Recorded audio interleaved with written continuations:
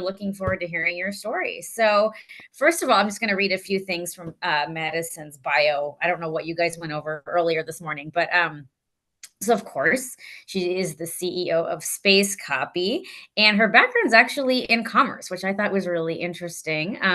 She holds a Harvard Business School certification in entrepreneurship and innovation. Now, these certificates are really fantastic because I find a lot of schools are starting to do these. I know some schools in the LA area even are doing this now, like California Lutheran University. So you're finding this more and more. So if that's something you're interested in, absolutely do some research on your local schools that are offering these certifications. So before starting Space Copy, she spent 4 years at NASA as well, and I cannot wait to hear more about that. She also is the chair of the Lunar Chamber of Commerce and has written many papers, including papers through Johns Hopkins University in their Applied Physics Laboratory. And she is also an external peer reviewer and executive panelist for the NASA Solicitation and Proposal Integrated Review and Evaluation System. I hope I got that right. So just incredibly impressive. Thank you so much. And of course, if you want to read her full bio, you can just Google her name, and there's a few articles and bios that come up right away, and they're to go further in depth. They're incredibly interesting. So with that, I'm going to start with our first question today. Number one, what inspired you to start Space Copy? What problems are you solving in the space industry at this time? Awesome question to kick things off. It's going to make for a great discussion.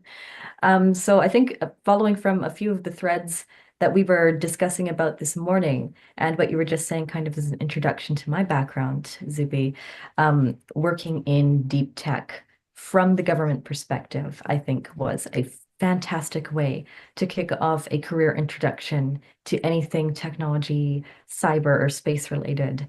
So, as you were introducing, yes, I do have a background as a non-civil servant for NASA and worked there since some point in 2019. And the role there was to understand what emerging technologies were being released and how we could connect the applications of those technologies to life here on Earth for everyday people, to life in space for astronauts. And getting the opportunity to work in that sector really opened my eyes to the trajectory of how deep tech innovation can be curved with innovation, just from a broader business sense. And after a few years of doing that, I got to understand a thing or two about market gaps and what it took to translate the meaning of space as a technology sector. So bringing that back home, I started Space Copy in 2022 as a woman-owned small business. And the goal is to create 3D printers or additive manufacturing equipment that is capable of building scalable infrastructure using localized materials. And this is a Intelligence concept is that very I have specific. a lot about at NASA. And to kind of put that into context for people who might not be familiar with additive manufacturing, basically what this is we're taking local sourced materials, so things like soil, sand, recycled metals, and we're inputting that into 3D printers that are being custom built to create infrastructure in environments where it is either logistically challenging or impossible to get supplies shipped in safely. Like, for example, if you've faced a natural disaster, hurricanes, things like this. But it also has its application in remote communities, indigenous communities, poverty-stricken areas, places that have been affected by war. And then, of course, last but not least, we are an aerospace company. So the goal here is to be the first company to privately commercialize a 3D printer on the surface of the moon by the end of this decade. So it's a rather ambitious goal. But I think that having the opportunity to work in space and just having this hands-on experience with government and seeing how emerging tech can have useful applications on Earth is a really great way to kind of kick off the conversation, say that there's a lot of potential that we haven't realized yet. And that's part of the mission that we're on at Space Copy, is to try and deregulate and open up the possibility to imagine a future where this kind of technology is possible. That is wonderful. Thank you. And I'm going to squeeze in one more question. in this subject line, do you, using soils and materials found in remote places, do you have a background in geology, or and how did you come to find that these resources could be used, in places where you may not be able to ship certain items? Super interesting point. So yeah, traditionally my background is in business and commerce, so entrepreneurship, innovation, international business. That's what I'm focused on academically speaking.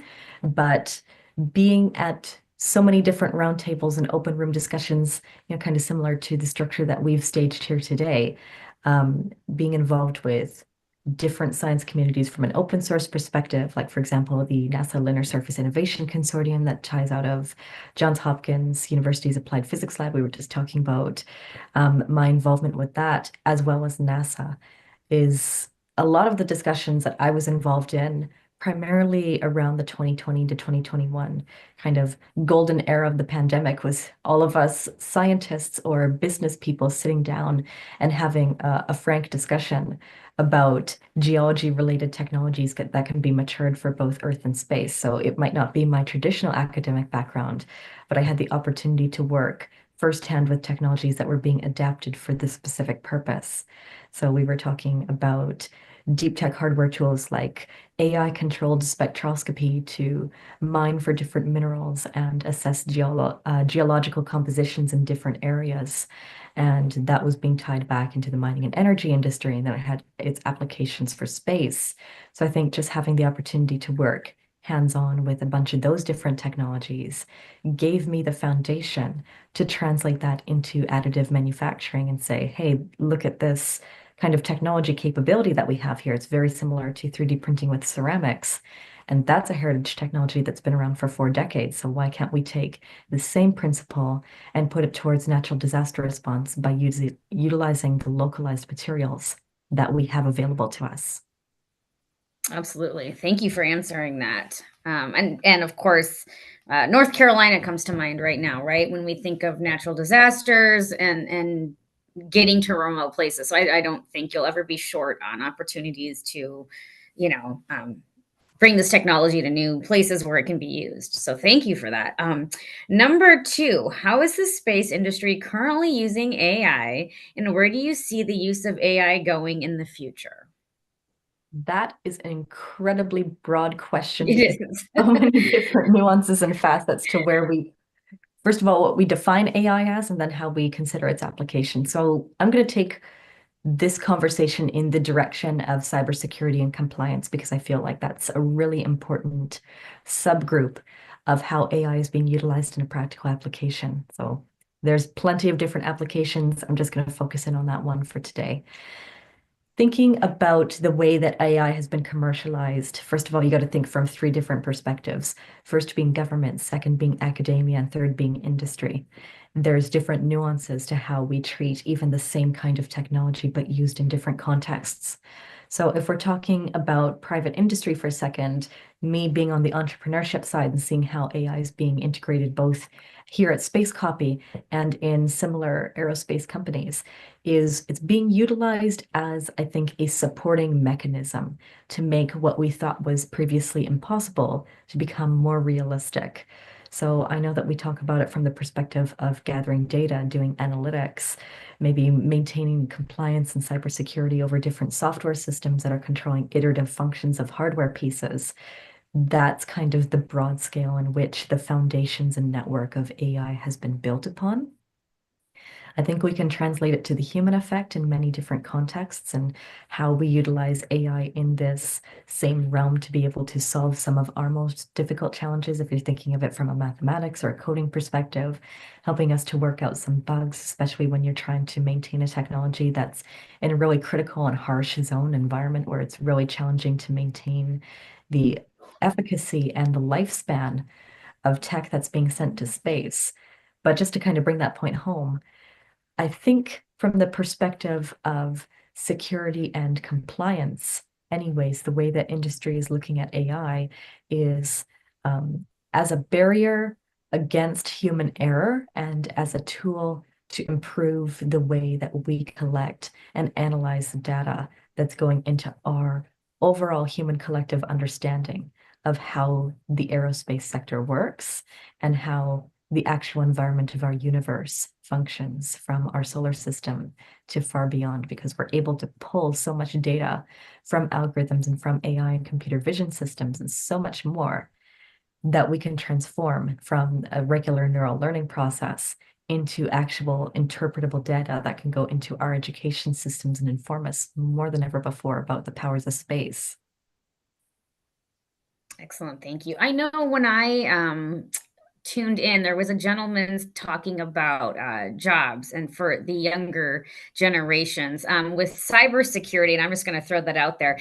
It turns out the U.S. Army's cybersecurity division has hundreds of jobs open for people. They are located in, I believe it's Georgia. So if you have any questions about roles, check out the U.S. Army Civilian Service Career webpage. They are in charge of a lot of cybersecurity across the country. And it's and they're working on amazing things. So if you have any further questions, just ping me too. I'm happy to get you the right link. I just wanted to throw that out there. All right. It's a huge growing industry, which is exciting. So third question and final question before we open it up to the audience. What challenges have you faced owning a business in both Canada and the US? And now I know that's another giant, broad question, but if there's any business laws or regulations that you find, are tricky to navigate, we'd love to hear about it. For sure. The first two things that are popping up in the back of my brain is ITAR and EAR. So if you're familiar with the nuances of international business or cross-border allocation of resources, especially when you're building out pieces of technology, the first thing that you're going to be thinking about is the government compliance side of how do we make sure that we are upholding the laws, the regulations, and the best interests of either nation state on each side of that border. So Space Copy has a few nuances to it. First of all, it's a woman-owned small business. Second of all, it's an international business.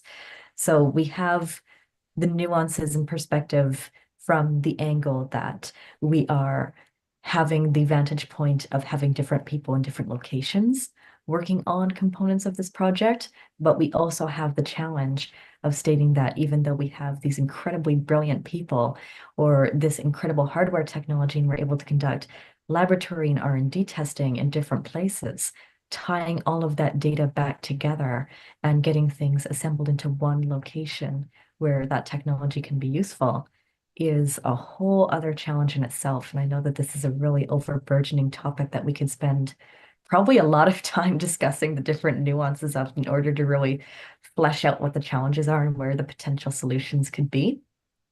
But I think I'll take just a couple of gaps and really highlight them. And hopefully we can use that as a vantage point for the open floor discussion. So first of all, I think coming back to the AI component, there isn't an abundance of regulation on how we handle AI-related and cyber-related technologies cross-border.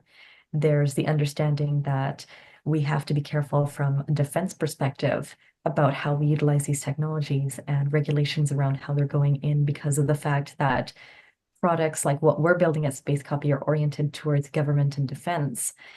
But coming at it from the perspective of just building hardware and testing it out and doing certain components between Canada and the United States, it has presented a really interesting challenge for us as entrepreneurs and as a small business to be able to not only understand what the nuances of these laws and regulations are so that we can uphold them and abide by them, but also how we manage in that framework as a stakeholder that doesn't necessarily have an abundance of resources to combat the ever evolutionizing sector of how government deals with these kind of regulations in international business. So taking a case study example, something that we did over this past summer, and we had interns in engineering, computer science, physics, and public policy. And we had our public policy intern sit down with us with our lawyer,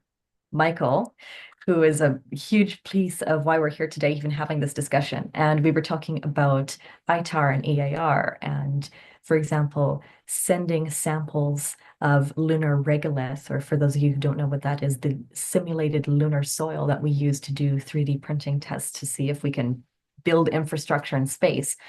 We were sending that material back and forth between Canada and the United States to work into different laboratories, and we 3D print, and then we go run it back to the United States and do mechanical testing on those components, and we run it back to Canada and implement it into another series of testing. And each time that we were having those integrations and interactions with government, it was coming down to what's the material, what's the regulation, do you have the proper paperwork for this? And I think that any scale of business is going to struggle with this.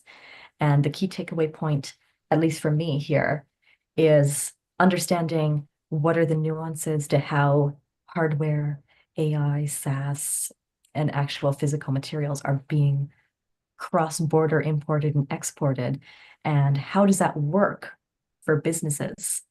It's a completely different ballgame between personal consumption and business and government. And then we say business, we have the two tiers. We have the small business and the large business. What I would like to see as a lesson from having all these interactions would be a framework or a guideline piece about how we regulate different subsectors of technology and how we would approach importing them and exporting them. So something that I do both when building out the framework for the Lunar Chamber of Commerce and also as a subcommittee advisor for the UN on their Committee on Peaceful Use of Outer Space, is we sit down, we have these discussions, we actually say, what are the pain points that these businesses or government or academia members have? It's a very long-winded answer, but again, I feel like it deserves a lot of spotlight, is to sit down and have these discussions in a roundtable, especially with groups that can make that big impact like the UN, and say, this is what we're struggling with right now. Why don't we have a framework that explains from a government level, how do we do these international interactions? So I think that the lesson here is that small businesses have a lot to learn, but also governments have a lot to learn in the way that we do business between borders. And I think a way of simplifying that is with transparency, it's with communication, and it's also with understanding how these different kinds of technologies can manifest themselves into greater capabilities so that we can better understand as business owners why certain regulations might be imposed around different pieces of tech. Excellent. Thank you. Yes, so that this topic definitely, obviously you could go on for hours about different regulations and whatnot. Now, my final question that I'm going to throw at you is what countries do you find are easier to work with than others? Are there ones that I know between US and Canada, but there others that have been very integral in your work that you find that their policies and business laws are a little bit more easy to navigate? Okay, I think this is a very sector agnostic question, so I'm just going to take it from the space perspective. There's no easy government to work with. I will say that as a caveat. Nobody's going to make this job easy to send 3D printers to the moon, everybody.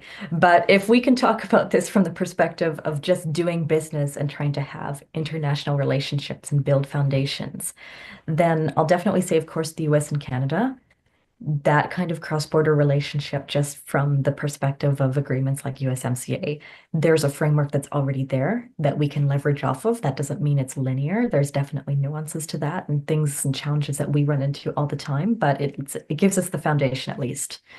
I'll say between the Canadian branch of Space Copy and anywhere that's within the European Union, for speaking about the space industry, there's bilateral agreements between the Government of Canada and the European Space Agency in order to conduct business throughout different countries contained within the EU. So that's just another example where it seems to be a little bit lower barrier when it comes to building out hardware tech in partnership with different nation states. And at Space Copy, we've done work in a lot of different places. We've done work in Saudi Arabia, Taiwan, Singapore, there are different places in Europe. We just came back from a bit of a conference session in the UK and Italy.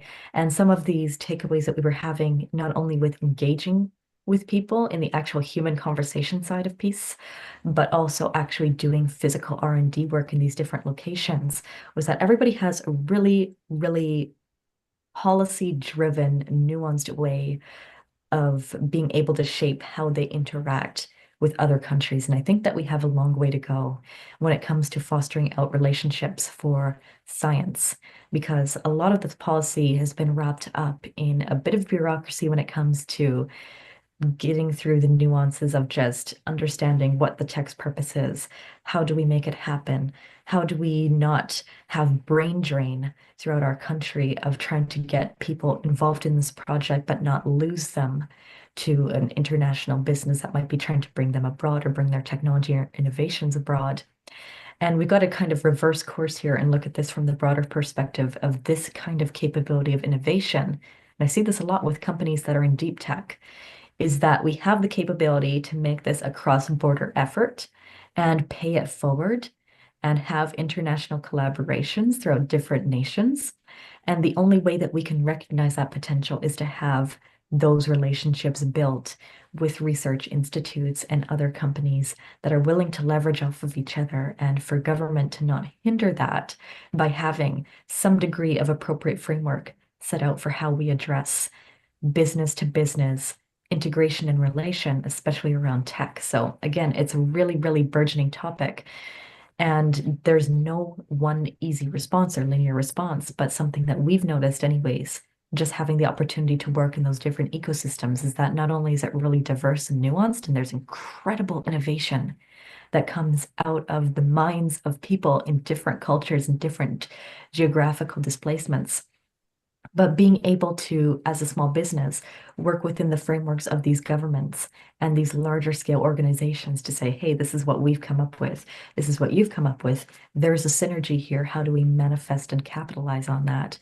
Is something that is unique in every single business interaction that you have. But it would definitely be, I think, improved slightly if these countries created a bit of a more integrated framework in how they deal with each other. So maybe something like the United Nations or a body of government that is considered more on the international scale would be a great stage to propel that kind of question towards, because I think it's somewhere where we could make a great impact. All right, thank you. Well, now with our remaining minutes, I will open it up to the audience to unmute yourselves and or just put the questions in the chat, and we'll go from there. Awesome. Thank you so much, everybody. It's a really great discussion. I'm Carolyn Turbyfield, and I'm wondering if what materials you have successfully used to actually build something. What, common materials. Great question. Thank you so much, Carolyn. And I will say, just kind of as a public service announcement, you can see all of this and more on our website, which is spacecopy.com. But to kind of put it back into the focus right here during the live stream and having the conversation, to date, Space Copy has done 3D printing with a bunch of what we consider to be non-conventional inorganic materials. So we worked primarily with a lot of different lunar soil simulants. So what we refer to from a tech term as regolith. So that lunar soil is simulated from things like Apollo 16, for example. And we were going in, we were doing the material composition analysis and then 3D printing with that to see if we could build infrastructure in space. And that came back as a success for building up things like bricks and tiles. And right now, what we're working on is we've taken a volcanic basalt that was sourced from mountains and volcanoes out in the Middle East and Greater Asia. And we're transforming that into precision tools. So things like hammers and wrenches. So we're proving out some of the earlier phase technologies with materials like this. And the scope of planned for R&D in 2025 will be focused on recycled metals and even more emphasis on these inorganic soils and basalt materials so that we can effectively say that we're using local in situ resources for everything that we do. That's very interesting. How Thank do you. you grind up volcanic basalt? It is mined from several different incredible companies that do this. I'll give a little shout out to some of the people that we work with right now. So from the lunar soil side, we've got Off Planet Research located in Seattle, Space Research Technologies located in Orlando. And then we've got a couple of really interesting people that we've been having conversations with. So Washington Mills, company out in Norway. It's really, really interesting where people are getting this stuff from. And it all comes back to mining and being able to process leftover materials that are not being used in different ecosystems. So, for example, the energy industry, when they're filtering out certain minerals to create lithium batteries out of, and there's all this different waste feedstock from different mining projects, you can actually take a good chunk of that material and put it back into feedstock development for 3D printing using soils and sands. So definitely there's a lot that we've been looking at working with. We've had the opportunity to work with a few already, and the trajectory now is to keep going on that momentum and start using more and more diverse materials throughout the R&D scope of the next year or two. So you're also doing things that utilize environmentally challenging materials that you can Absolutely. recycle. That's Absolutely. good. And I'll just close that off by saying that pretty much all of the materials that we work with have a very high silicon dioxide content, soils, sands, lunar soils, volcanic soil. And the reason that that's important is that it's very much behaviorally similar to 3D printing with ceramics. So I was mentioning that as a great material that has had a great deal of history when it comes to additive manufacturing, something that we were talking about in the round table here before we got onto the stream. And to bring it back home, maybe people are concerned saying that, 3D printing with local materials can be risky, but I think it comes down to understanding the material science of it, and actually a lot of it can be leveraged off of technology that we use in our everyday lives and just readjusting that framework to locally sourced materials.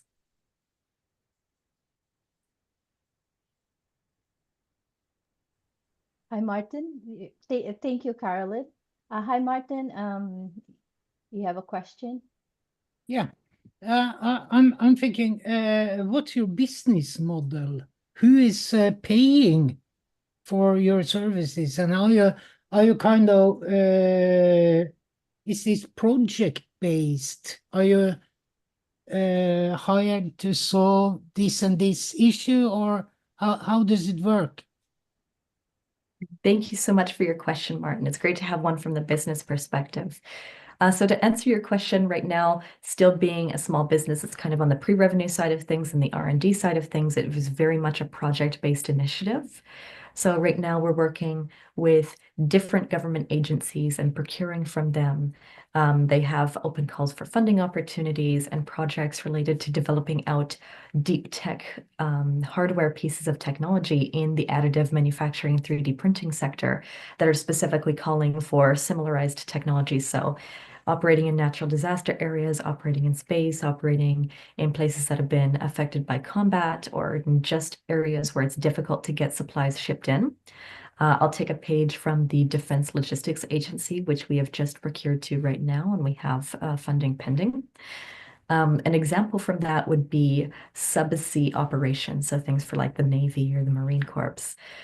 A lot of times working in really austere environments, you're working with pieces of equipment that are considered kind of abundantly crucial to the mission that you're currently expeditioning on.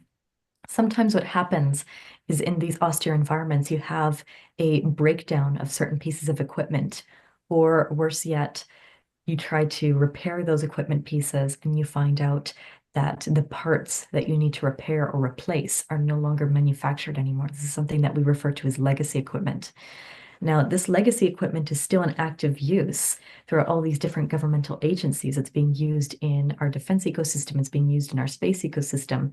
But if there's nobody building out the repair parts anymore for that specific piece of technology, what are you going to do? You have $20 million worth of equipment sitting in the back seat of a truck that you can't use because somebody stopped manufacturing the screws that are going to fix it once it breaks. So something that we're looking at Space Copy from a really practical application is being able to solve that challenge and taking like a local material, like a recycled metal, soil, sand, and transforming that through CAD modeling into the exact piece of equipment that's going to be responsible for making those repairs. So it's very much government focused, very much focused on some of the larger scale industry companies that are either defense, natural disaster, or space focused, and bringing them a piece of technology that has the opportunity to make repairs to critical materials. So to kind of answer your question, we're on the B2B and the B2G side, but that is a practical application of what we're doing every day. Yeah. How many people are you? Employees? Then, great question. So yeah, again, just to kind of restate, we're women-owned, we're still small business. We've got a handful of employees throughout the United States and Europe, and then research interns from institutes throughout Canada, Europe, and the United States. So to date, internally, we've got, depends on the time of the year. If it's summer or winter, when we run our internship programs, we could be talking more like 20 people in net, plus our board of advisors, plus our external advisors, people from different post-secondary universities like the Ohio State University, like Johns Hopkins University. We've got a whole bunch of people and professors from those different institutes who are coming in externally and advising us on how to build out this tech. But internally speaking, we've got our core employees. We've got people who have a really nuanced background in robotics and additive manufacturing, mechanical engineering, and extreme environment operations. Got people with military backgrounds, legal backgrounds, trying to create a bit of a nuanced balance between all these different areas of deep tech that are going to help us solve this challenge, because it is a mountain that we're climbing when it comes to building out a tech like this, but it has so many useful near-term applications that is now why we're really, really focusing on who are the people that we're bringing into this project and how can we translate it into something useful as we're doing the R&D phase. Thank you, and all the best. Thank you very much. Hi, Sunny. You have the question? Hello. Yeah, Madison, I have two-part question for you. One is near-term applications. Have you done any work with any specific industries? I'm specifically interested in if you haven't done any work in the energy sector, oil and gas sector, and related industries. And the second part is, I'm curious, you mentioned multiple times women-owned business. Does that make your business better or worse or somehow better position when it's women-owned? It's not a, gender dynamics comment. I'm just curious. Really a couple of really Over to you. questions. Thank you so very much. I'm going to start by addressing the question on energy. So we've had conversations with folks in oil and gas. To date, we have not kicked off any R&D projects with them, but it's definitely a sector that we're looking at pursuing from the practicality aspect. There's different nuances and focuses in this specific area of industry that is directly relevant to us and something that we hope to build out over the next couple of years of our capabilities. So just to say that it's on the back burner, it's something that we're looking at, something that we're engaging upon right now, and also something that we're continuing to be looking for engagement opportunities with. And then to kind of shift the focus over to the question about female-oriented diversity in business, for sure, there are useful applications, there's benefits to being a women-owned small business, and then there's challenges. So to speak from the benefits perspective, I was talking with Martin just a moment ago about how we're procuring federal government funds for the earlier stages of our research and development. Some of these granted contract opportunities have a greater likelihood of being scooped up by women-owned small businesses because it's considered to be a minority in the sector. Women only make up around 18% of the STEM workforce in general, so being able to allocate more diversity from a government perspective is something that we try and harness as a vantage point. And being woman-owned, we have the opportunity to then apply for more funding opportunities, it seems, that are being oriented towards the women-owned community, because we really only get around 2% of that global funding, whether it comes from investors or government agencies. And then speaking of it from the challenge perspective, I think just going back to that number I just said, 2%, that's how much funding women-owned businesses have been getting to build out their pieces of hardware tech. So it's true in stating that Now the perspective and the pendulum is shifting in the direction that it's now a benefit to be part of a woman-owned small business, not only from the diversity perspective, but also from the opportunities perspective. But to date, there have been and still are degrees of barriers that can impede the way that we're looking at technology development. And something that I want to say to female entrepreneurs out there, people who are involved in female coaching or growing opportunities for women who want to enter into considerably difficult workforces like science, is that there are opportunities like that out there for you to grow as an individual and for you to find a home in a collective community that is women-oriented. I'll just close off that thought by saying that one initiative that I'm part of is called the G100 Mission Million. It's a woman-focused community of people in different sectors. So we have one that's dedicated to space technology and aviation, and I'm currently the region chair for the province of Alberta, Canada, which I call home. And one of the principles that we talk about a lot of when we have roundtable discussions like this is how can we reshape the focus and shift it towards women-owned businesses being equal in the marketplace, not being necessarily a vantage point over other businesses, but not being in the position where it's being more taken advantage of and not being given the same caliber of respect and independence as some of the larger scale businesses that might be male-owned. So I think it's a balance in perspectives. Depends on which way you're looking through the kaleidoscope of different scenarios in which we can encompass what women-owned small business means.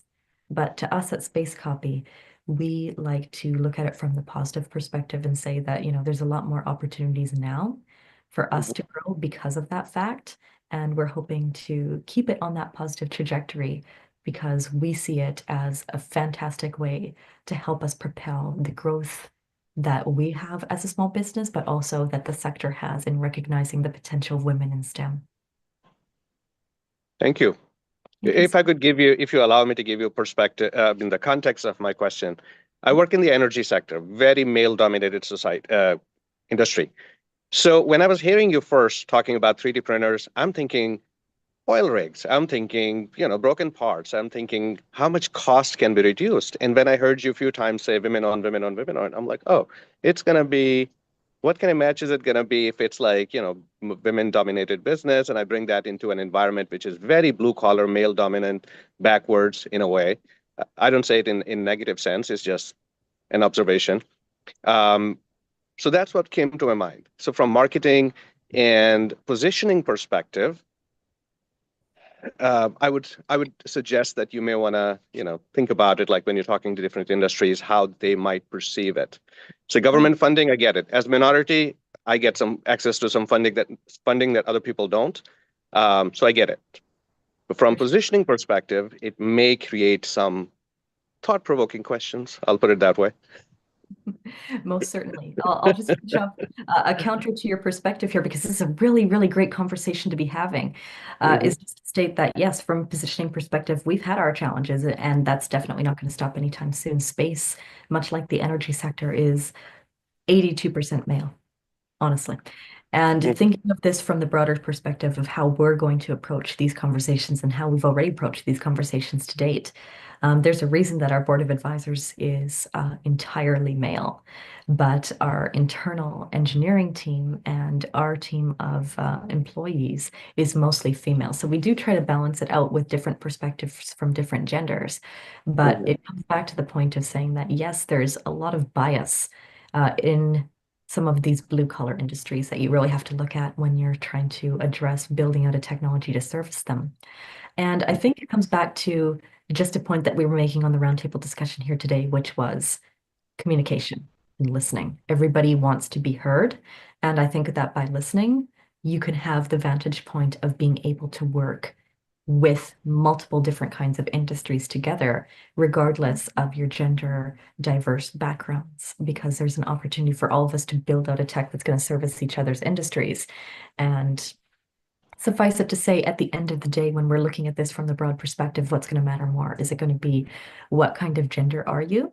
Or is it going to be hi, I'm listening to your problem. I've built out a technology that can solve it. Let's find a way to work together. And I think that repeating that message when going into those kind of conversations is the way that we can really evolve ourselves past some of those stereotypes.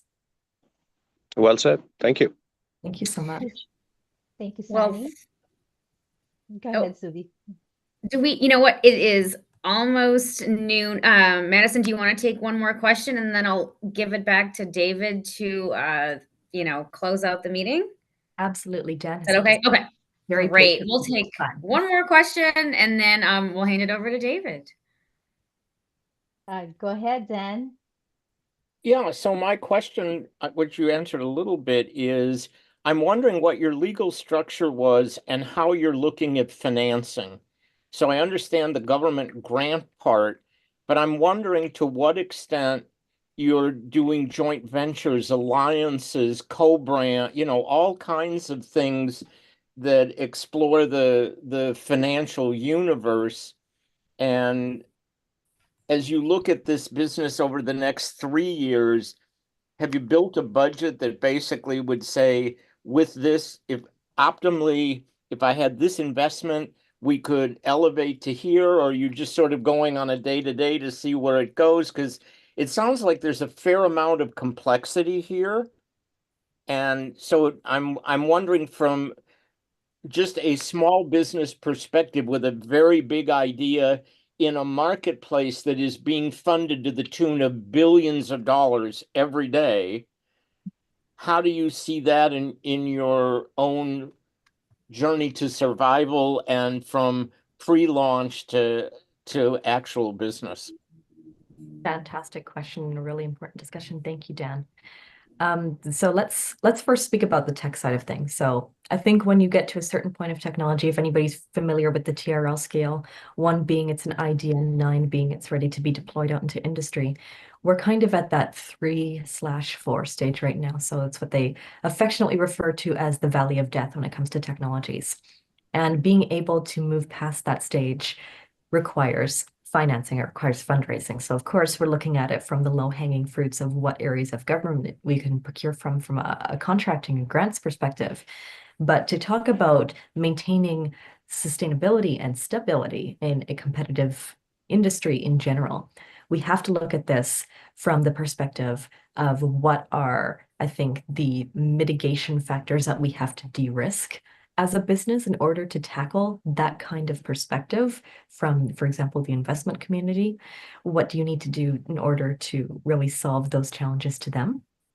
And something that has come up in our discussions with different joint venture opportunities that we've been part of. So, for example, the Space Mobility Advisory Committee and a subgroup to that, the Ethereum Consortium, that is a joint venture project that we engaged on earlier this year with a company that's out in France.